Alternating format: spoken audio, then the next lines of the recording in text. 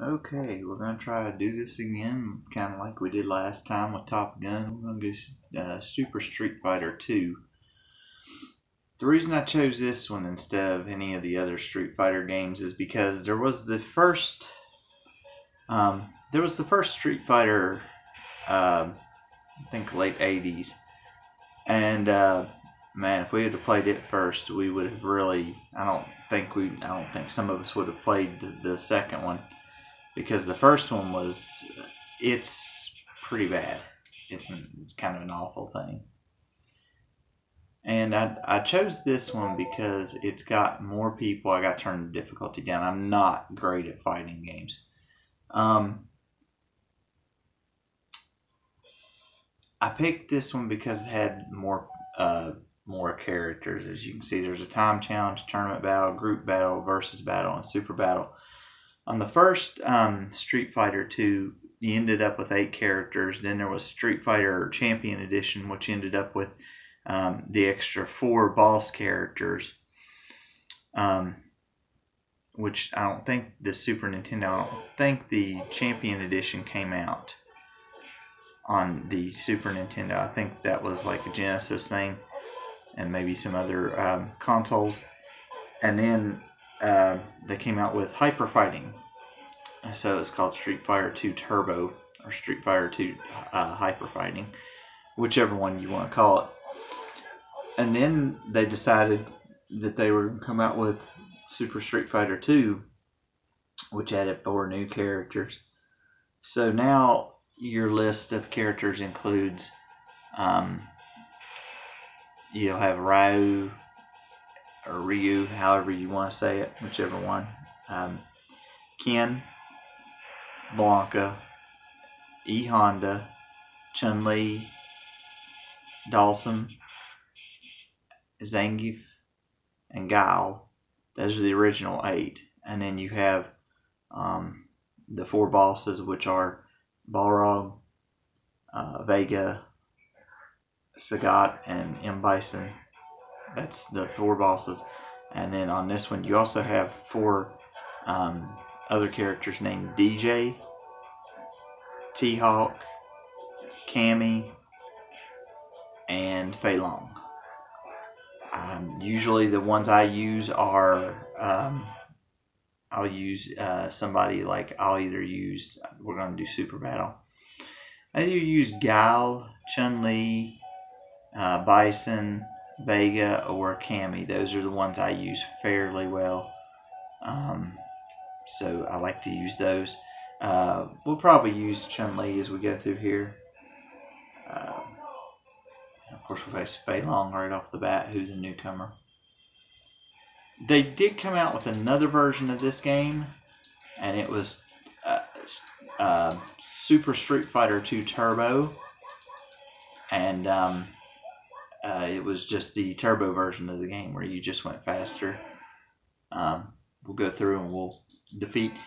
It won't be on the old games. You would usually have to defeat each character, but since there's 16 characters, they didn't want you to do that.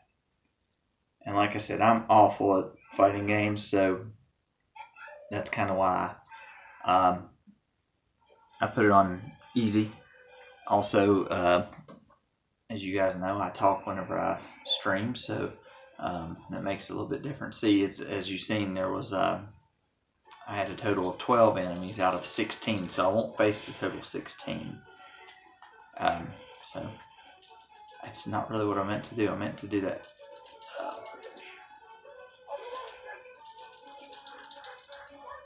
You see with Chun-Li, she's got that that 1000 kick, which is just a very fast kick. Sometimes you can find enemies that are dumb enough to walk into it. Sometimes you don't.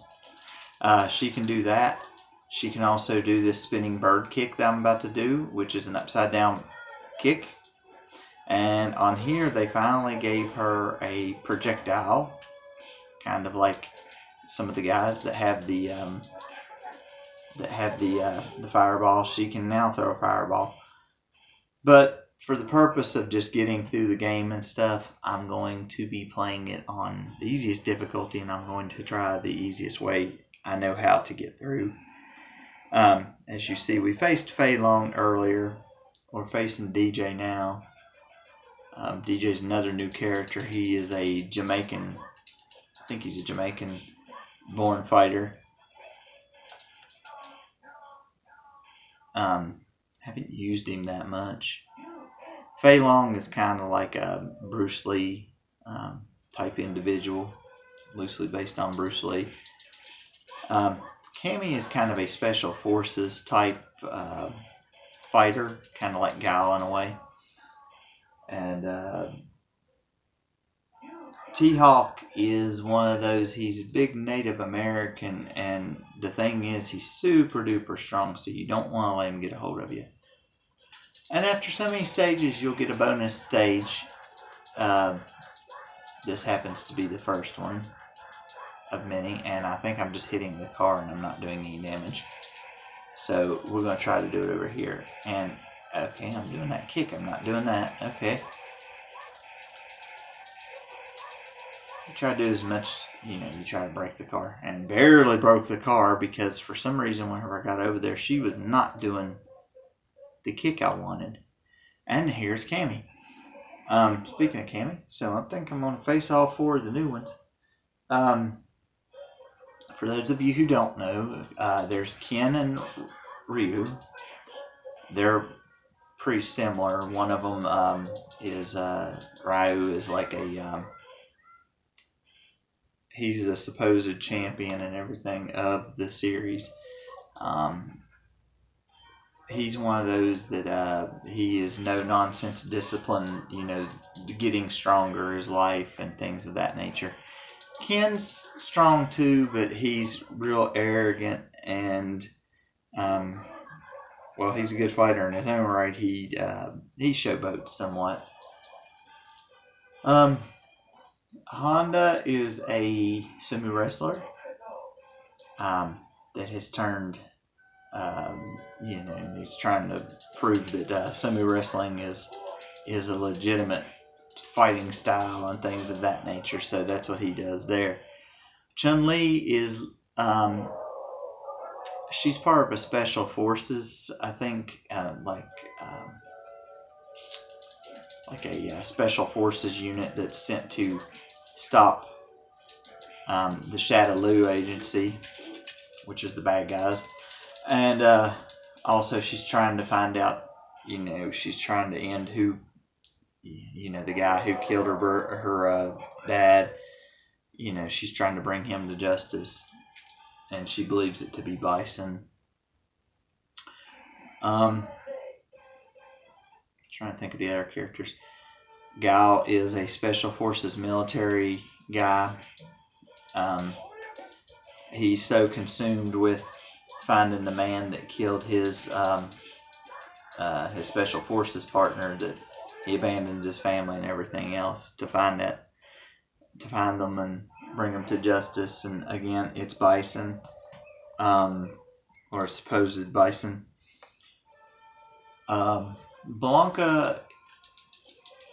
Blanca's just a wild, well, he's kind of like a wild man, but he was raised by wild animals and things, and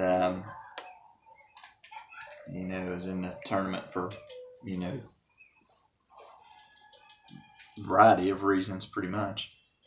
Oh, we got the blocks.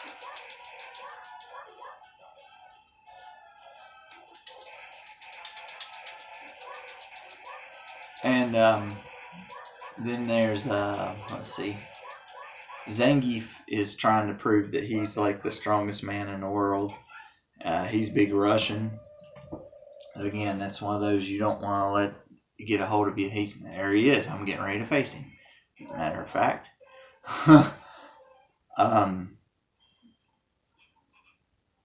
And Dalsum is just trying to reach like the level of enlightenment. So those are like the original ones. And then you have Balrog, who is part of the Shadaloo.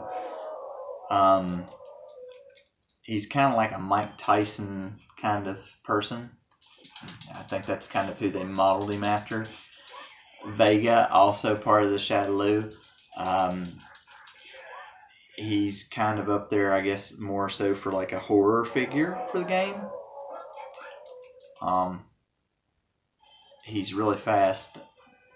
Sagat is the other one, and he's a strong, powerful guy. I think he's actually on the very first Street Fighter, along with like Ryu and some of them. And then you have Bison, who's the main bad guy, and the supposed leader of the Shadaloo, and supposedly a bad dude. So, or at least that's what we go on. And Bison is the ultimate mix of being fast and being powerful. He is very fast. He is very powerful. He can string together some moves. Usually your character will have, they will say one of two things whenever you win or lose or whatever happens. You'll always fight people almost like in the same place. Like if you're fighting against a computer, you'll always fight Balrog on this strip that's right here in Las Vegas. Similar, you'll fight like E Honda in you'll fight him in a I think it's more like a Japanese bathhouse or sauna. So you kind of go, and that's why the game was actually called Street Fighter II: The World Warrior, and that's kind of why it was called World Warriors, because you go around the world. Now, the best thing to do on these right here is to try to get in a spot where, yeah, that's not going to work. Something that's weird, I'm not sure if it works on here or not, is if you have E Honda, you can use, he's got a thing like Chun-Li does that's called I think it's called 1,000 hand slap. You can move, I'll probably show it to you guys here in a couple minutes. You can move while using the 1,000 hand slap. Now, as for Vega's stage, you see there's a cage in the background. Vega's the only character that can use that cage. He's the only one that can climb up there. He only has one claw on his hand, but he's a very vain fighter. That's why the mask on the face is, because he doesn't want to get his face messed up. And if there's any drawback to Vega, that's it, because he's he can be very, very fast on the higher difficulties. He's very fast. He uses the cage and everything else, and he ends up being pretty bad. And now there's Sagat. Some people say Sagat. Some people say Sagat. He's definitely one of the more difficult characters on the higher difficulty settings, because he's the guy before Bison, so it's kind of like a sub-boss thing. So he has a scar on his chest that is supposedly come from the first tournament. At the end of the first tournament, where Ryu beat him and gave him a shoryuken, a uppercut that Ryu does, similar to the tiger uppercut there that I'm getting hit with. And I guess Ryu, the uppercut is so devastating it leaves a mark across Sagat's chest. I'm gonna face Bison.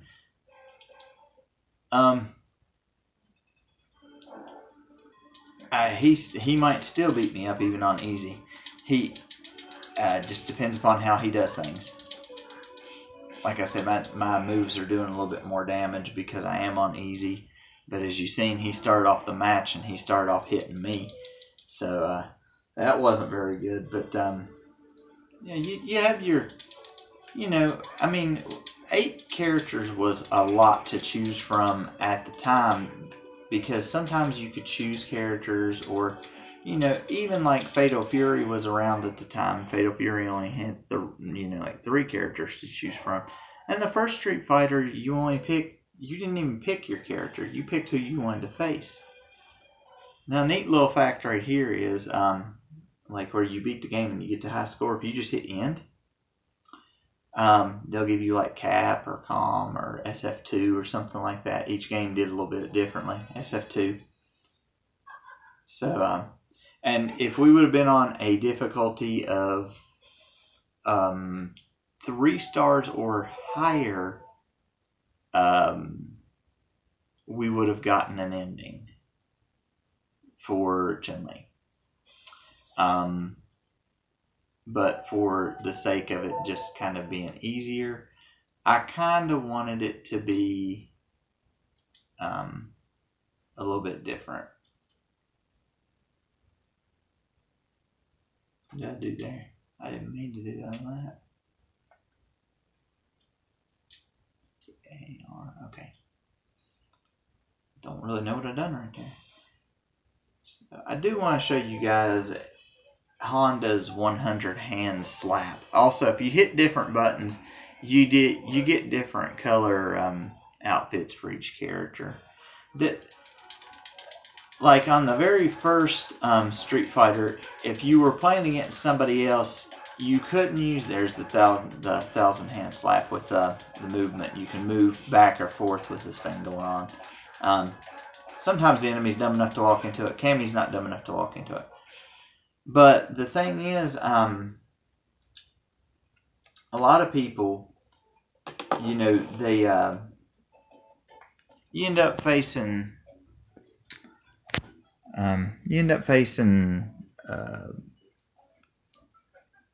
like when you would play the 2-player mode, you'd have to pick somebody, and then your friend would have to pick somebody, and you had to pick different characters. You couldn't pick the same one.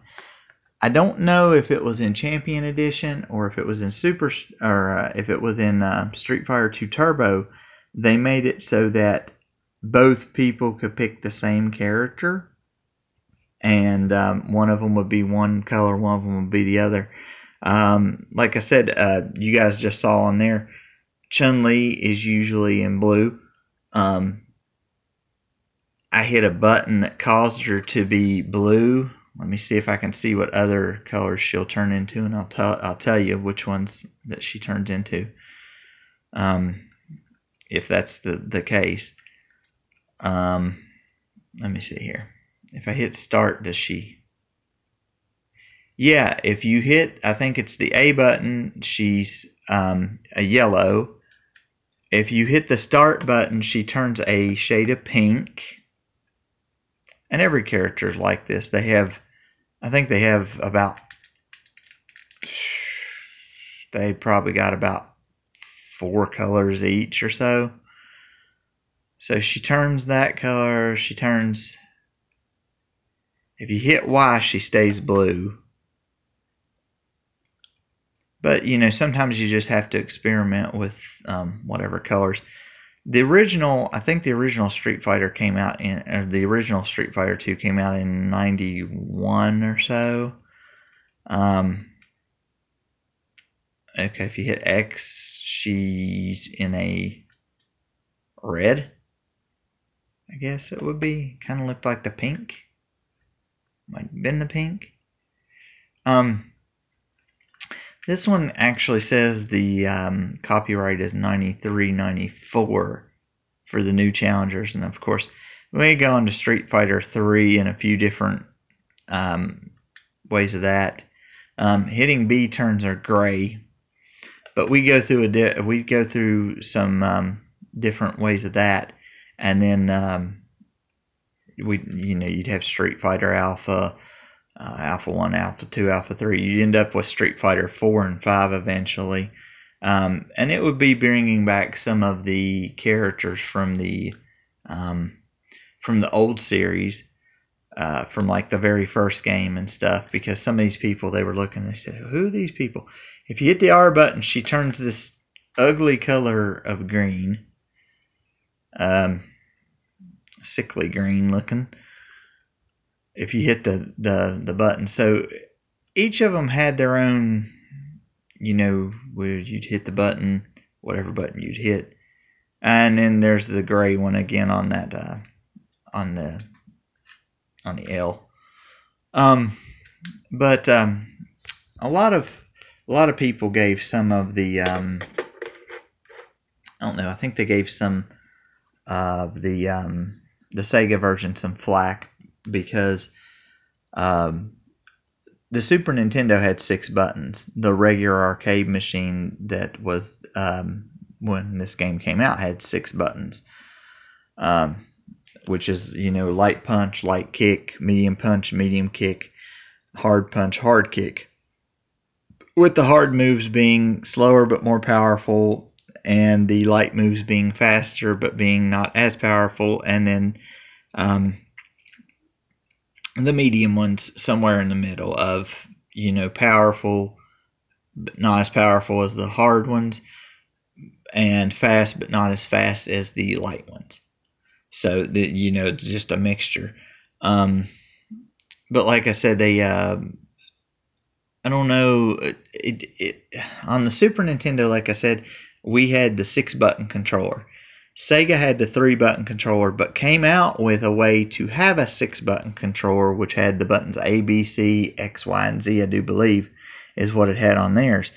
So you could still play Street Fighter with a 3-button Sega controller, but it was much easier, much more authentic, and much better. More better. Well, it was better than to play it with the 6-button controller than a 3-button controller. So, and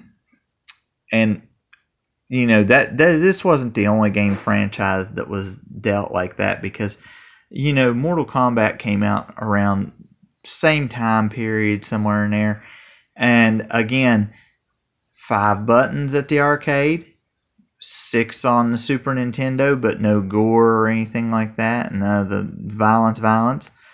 Sega had again the 3 buttons and had a code that you could put in for gore and violence, things of that nature. So, you just had to kind of, but if you got your hands on a 6-button Sega controller, then you were just kind of like the Super Nintendo group, and you were like, okay, well, I got 6 buttons now. Because you would have high punch, low punch, high kick, low kick. And then like the 2 shoulder buttons would be block. So if you had a 3-button controller for Sega, I think one of them was punch, one was kick, and the other was block. Whereas if you had the 6-button controller, I think 2 of them were block, and then one, high punch, low punch, high kick, low kick. So it made more sense to get a 6-button controller for Sega if you were going to be playing Sega. The Super Nintendo had already come out with that ability to have the 6 buttons. Some of the games utilized the 6 buttons, some did not. It just really kind of depends. At some point, I will probably stream some of the... they were called Fatal Fury when they started off, and then they go into the King of Fighters. They made so many different types of that game too that it went on to do well as well. And it was Neo Geo to begin with, but like the first game, you only have 3 guys to pick from. And in the second game, there's a lot more characters, and by the time you get on up through there, there's a whole roster of characters at your disposal, people that you couldn't play as on some of the other ones. And it's an interesting fighting game in its own right as well. It and Samurai Showdown kind of ran with Street Fighter. There's a bunch of different ones of both of them. And the franchises are not the best. But if you didn't want Street Fighter, or if you wanted just a little change of pace or something from Street Fighter or Mortal Kombat, that's where you went. You did, you played Fatal Fury. You played or as it's known now, King of Fighters. You played Samurai Showdown, stuff like that. Now, as we got on up on fighting games a little bit later, and Jim can tell you more about this game, they even had the series Tekken. Tekken came around whenever the PlayStation was first introduced, and they ended up with seven installments of the game total, even though they had some tag tournament ones and things. But Tekken became its own franchise and became one of the flagships for the PlayStation console. Some of them were out in the arcades, some of them were not. Another fighting game that was very popular and that was stretched across a couple of different systems, especially like the Dreamcast, was Soul Calibur. Soul Calibur was another one that, pretty similar. And, but like I said, it was dependent on what you wanted or what you felt more comfortable playing. Those were the fighting games that you played. Like I said, me and my generation kind of grew up with Street Fighter 2 and Mortal Kombat was kind of the things. Fatal Fury came in about the same time as Samurai Showdown, but that was kind of another generation kind of stepping up. Tekken, same thing, another generation. The thing is, though, each of these series of games has went from the early 90s to even today's, and they are they have such a following and such a just group of fans for all of the fighting games. I mean, I'm a fan of all of them, and it's one of those things, people would, if this arcade machine wasn't there and this arcade machine was, they'd put the quarters in this arcade machine, so they just kind of done that. Another game that came out a little bit in the mid 90s was Killer Instinct. It kind of bridged the gap between Street Fighter and Mortal Kombat. Had the blood and gore and stuff like that, and the finishing moves and things, but also kind of bridged the gap between, it wasn't all out gore, but it wasn't all out technical fighting, kind of like Street Fighter is, but it wasn't all the gore like Mortal Kombat was. So it was kind of in there as well, and I think I did a stream already on Killer Instinct. But it's another one that's kind of like that too. It's a fighting game that's gained a following throughout the years and went through a couple of different versions and things of that nature. And they usually try to add characters. All these companies do try to add characters and different environments and things to each new version of the game. So they try to make different new things like that. So, but that's going to be all, and for this time. And like I said, I like all these fighting games. I like them all. They're all good. It just depends upon what you feel like playing that day, or or if you were in an arcade, which one you wanted to play or what was available to you at that point. So, but that's going to do it for this time, and until next time, we will see you later.